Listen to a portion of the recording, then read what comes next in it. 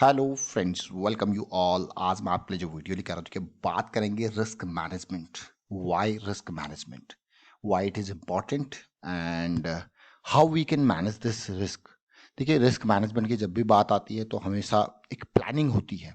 हर project से related आप risk analysis करते हो and on the basis of that risk analysis आप उसको मिटिगेट करना है, कंटिजेंसी के प्लान्स रेडी करने हैं, किस तरीके से वो सिचुएशन है। कुछ चीज़ें हम अवॉइड कर सकते हैं, तो that is again a part of risk management. और कुछ चीज़ें जब होती हैं तो उस टाइम पे उन चीज़ों को किस तरीके से ओवरकम करना है, again a risk management part. और आज क्यों रिस्क मैनेजमेंट के बारे में बात कर रहे हैं, क्योंकि मार्केट में आपने देखा होगा किस तरीके से एक बड़ी रेड कैंडल पहले घंटे के अंदर बनी थी। So that is the part कि हम रिस्क मैनेजमेंट अगेन फोकस में लेके आए हैं।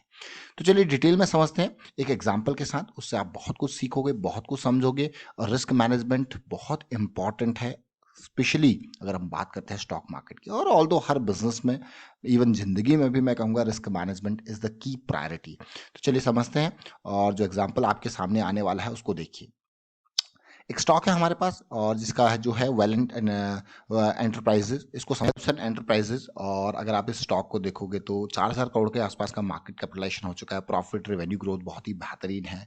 और मैं अगर इस स्टॉक को देखा जाए, आप इसको समझना डिटेल में, इसकी प्राइस सेक्शन को देखोगे तो आपको गया क्वालिटी का स्टॉक है, बहुत ही बेहतरीन तरीके से रेवेन्यू प्रॉफिटेबिलिटी इसने पिछले कुछ टाइम में दिखाया है।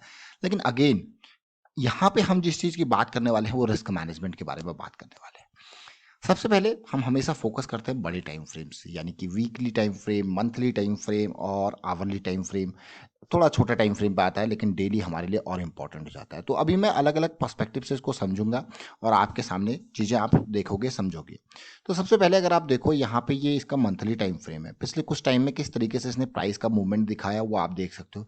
एक हाई लेवल, लोअर हाई और लो। फिर देखिए एक बहुत ही बेहतरीन रैली आती है, करेक्शन आती है। करेक्शन में आप देख सकते हो यहाँ पे अपॉर्चुनिटी तैयार, रैली, फिर से करेक्शन आती है, वो आपने देखा। अब हम रिस्क मैनेजमेंट के बारे में बात कर रहे हैं, तो चलिए थोड़ा सा छोटे टाइम फ्रेम पे समझते हैं, वहां पे समझने की कोशिश करते हैं। वीकली टाइम फ्रेम आपके लिए लेके आते हैं। अक्सर आपने सुना होगा, देखा होगा, समझा होगा। और अगर आपने ये प्राइस एक्शन की वीडियोस नहीं देखी तो मैं आपको फिर से कहूंगा कि ये वीडियोस प्राइस एक्शन सीरीज की जरूर देखें। इसमें बहुत कुछ सीखने को है। V1 V2 V3 करके आपके लिए पूरी सीरीज रेडी है। इसको देखें, सीखें, समझे, बहुत कुछ आपको सीखने को मिलेगा, क्योंकि छोटी छोटी चीजें काफी डिटेल में आपको बताई गई है।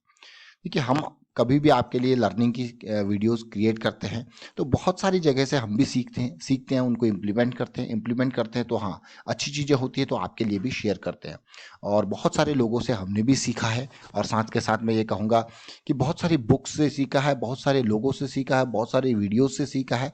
लेकिन इवन अगर आप भी सीखते हो चीज़ों को तो मैं कहूँगा प्रैक्टिस ज़रूर करें। देखिए, सीखना अपने आप में बहुत कुछ नहीं है, उसको इम्प्लीमेंट करना ही बहुत इंपॉर्टेंट है। जब आप प्रैक्टिस करते हो सो उसको फिर आप अपने माइंड में सेट करते हो। सीख तो आप बहुत सारी बुक्स पढ़ी होंगी आपने, तो सारी चीज़ें माइंड में नहीं रहती है।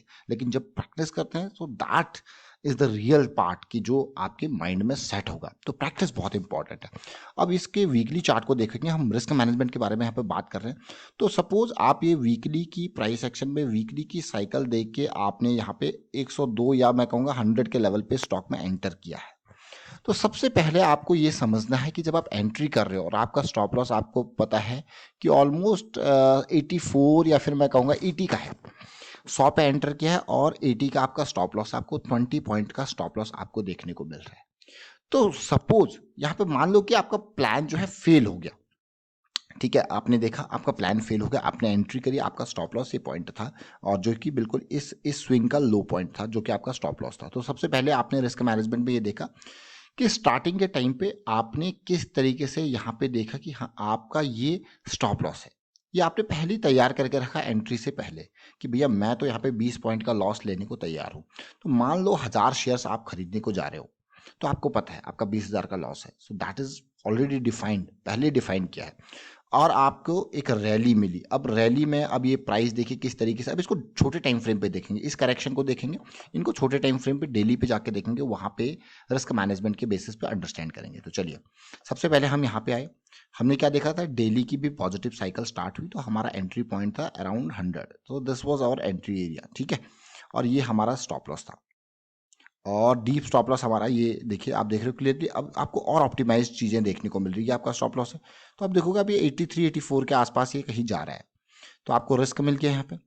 और अब आपको पता है कि अब देखिए यहाँ पे चीज़ है, अब जैसे जैसे दूरी 200 SMA से बढ़ती जा रही है, अब आपने कहा भाई मुझे फ्रेश एंट्री नहीं लेनी है क्योंकि मेरे टाइम फ्रेम्स बड़े टाइम फ्रेम्स है, मंथली, वीकली, डेली। अब दूरी बढ़ गई है, मैं फ्रेश एंट्री नहीं लूंगा। तो ये क्या हो गया, अवॉइड किया गया आपने, आपने फ्रेश एंट्री अवॉइड की है। So that is again a part of risk management.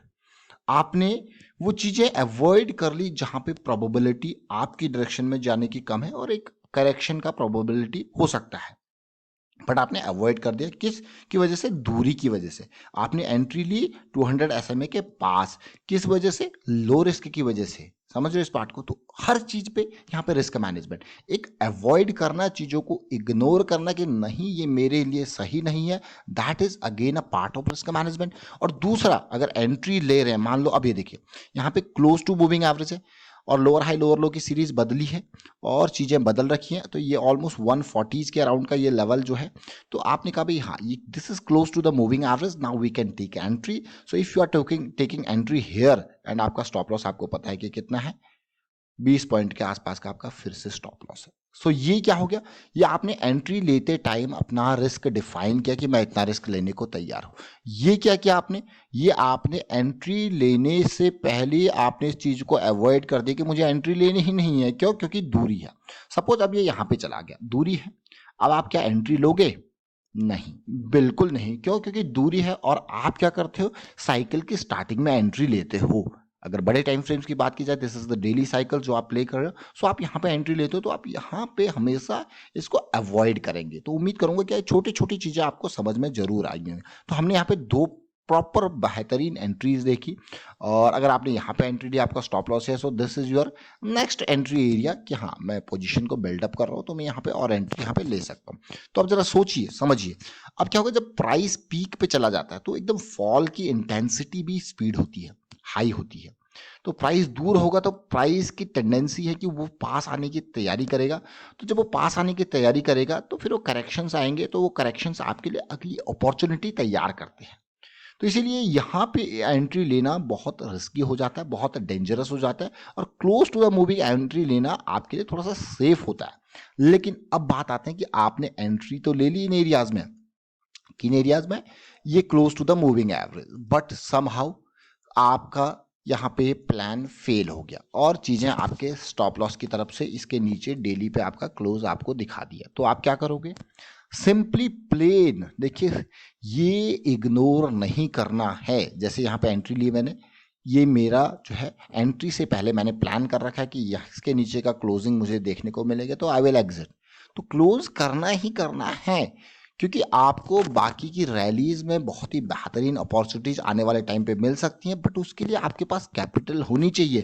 Capital तभी होगी जब आपके कैलकुलेटेड एरियाज में आप निकल पा रहे हो।